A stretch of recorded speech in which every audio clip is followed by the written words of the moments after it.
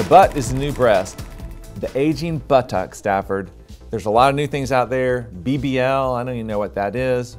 What can we do with the aging buttock? First of all, let me tell you what BBL, it's Brazilian Butt Lift. So that is more for a younger buttocks that wants more volume. We put fat in, it works. So what can you do for an aging buttocks, not one that just needs a little bit of a lift but with excess skin? You can get rid of the skin, you can add more volume, you do a little of both, and it's not the greatest outcome, I don't believe. What do you think? No, I mean, I would agree with some of what you said. I'm not sure that Bill's right in that the buttock is the new breast. Is really the buttock the new breast? The buttock's important, and we certainly love a nice, curvy, beautiful buttock. And I think that to your point, obviously you tailor the solution for the patient. Someone who's got an aging buttock. What is an aging buttock? Sagging, loss of It's an old buttock. That's what aging is. Sort of wrinkling, kind of dangling down. Right. But an aging buttock could be just a flat buttock. Doesn't necessarily have to even sag all that much. There are some women that just have lost volume and they've lost shape. And so in those cases, it might be a great idea to suction away some fat if they have extra fat elsewhere and volumize the buttock and enhance the shape. It's not just about volume, it's also about reshaping, don't you think? And so in that case, you can reshape the buttock and add some volume by taking fat from an unwanted area. That's what a Brazilian butt lift is, right?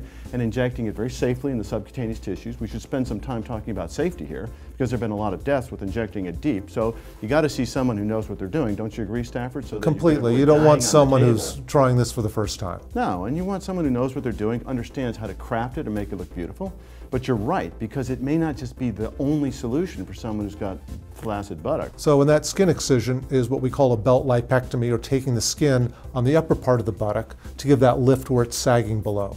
So there are things that we can do. Maybe not all of them are ideal for the quote-unquote aging buttock, but we can address that with filler, with volume, or with skin excision. Tell us about buttock augmentation with implants. Do you ever use them? Should we ever use them? Is that something we should be considering as plastic surgeons? I think as a last option for volumization of the buttocks, it can work. It's problematic. The recuperation is very long. The complications that can occur are significant complications. So in my practice, in our practice, we don't encourage that.